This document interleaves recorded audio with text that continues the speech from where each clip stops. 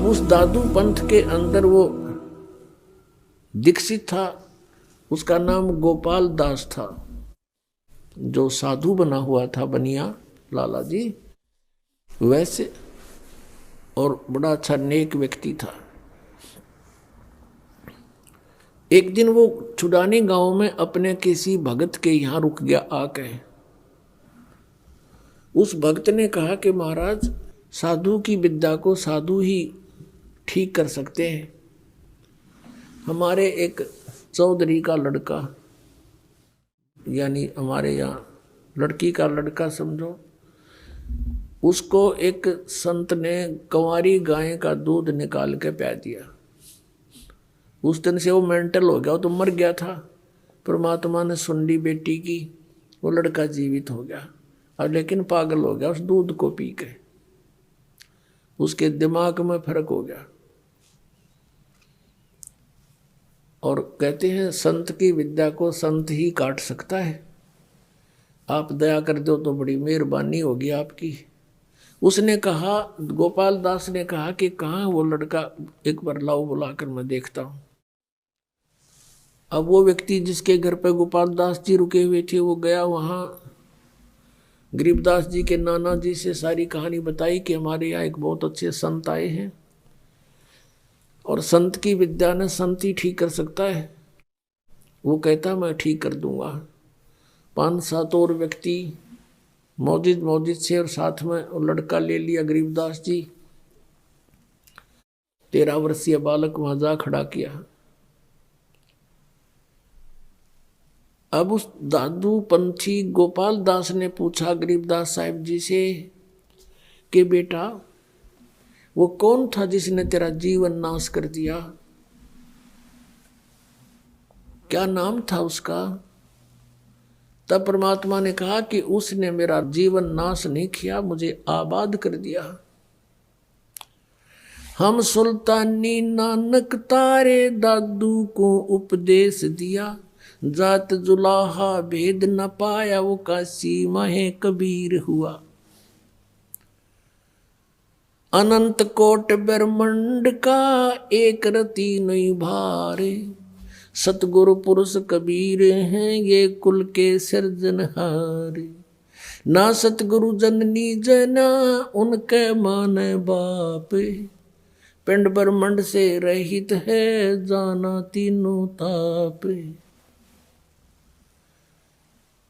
पानी से पैदा नहीं श्वासा नहीं शरीर, अन्न आहार करता नहीं ताका नाम कबीर।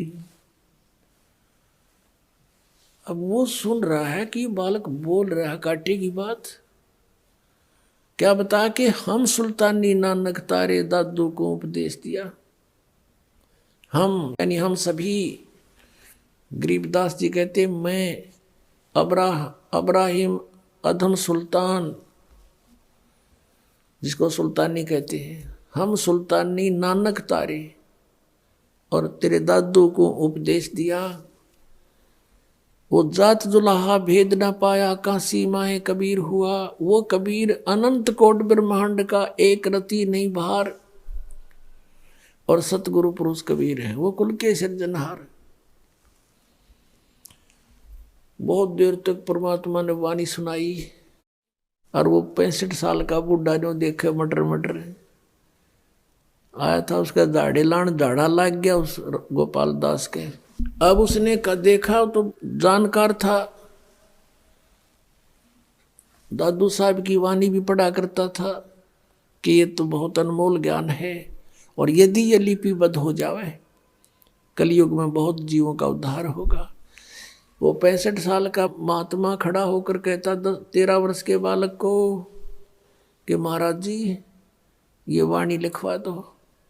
मैं वाणी लिख लूँगा, लिखवा दो भगवान, सबके काम आओगी। अब गरीबदास जी चल पड़े फिर वहाँ से, उसकी बात नहीं सुनी। अब वो गांव वाले सोचते हैं कि भाई इस लड़के में तो कसूती वाला है, बाबा जी के भी जंतर मंत्र कर दिया, यो भी सही ओट बोला है, इसमें कोई भयंकर शक्ति है, भयंकर कोई इसके अंदर प्रेत बाधा है, ये बाबा जी भी सह के साथ हो लिया, हाथ जोड़ के पीछे पीछे चल पड़ा। अब 3 दिन तक गोपाल दास उनसे रह रह कर मिलते रहे, प्रार्थना करते रहे। तीसरे दिन गरीबदास जी ने कहा कि भक्त यदि सारी लिखे बीच में छोड़ कर ना भागे तो लिखवाऊं मैं। तो गोपाल दास ने कहा महाराज जी मैं तो घर से फारिग हूँ, कति फ्री होकर रहा हूँ, कोई काम नहीं मुझे, आप दया करो। परमात्मा ने कहा ले आ कागज और कलम अपनी। अब गरीबदास जी के एक बेरी का बाग था, बेरी बड़बेरिया का बाग था, उसमें एक जंडी का पेड़ था। वहाँ उस समय ऐसे ही हुआ करते थे, रेगिस्तान टाइप से था वो क्षेत्र पहले, जांडी के पेड़ बहुत हुआ करते थे, जैसे आजकल राजस्थान में होते, इस तरह की स्थिति थी। तो वहां बैठकर जांडी के पेड़ के नीचे गरीबदास जी बोला करते थे, गोपाल दास दादूपंथी लिखा करते थे। उसमें लिखा है कि 6 महीने तक ऐसा वो लिखते रहे, तो तब ये ग्रंथ, ये वाणी लिखी गई। और भी फिर कभी कभी मूड माकर बोलते थे, वो चलते फिरते वो भी लिख लिया करता था, उसके साथ रहने लगा कुछ दिन। तो फिर वही बोला हुआ आंखों देखा हाल ऊपर का जो गरीबदास जी ने परमात्मा के साथ जाकर देखा था, वो आंखों देखा अपनी इस अमृत वाणी में लिखा है।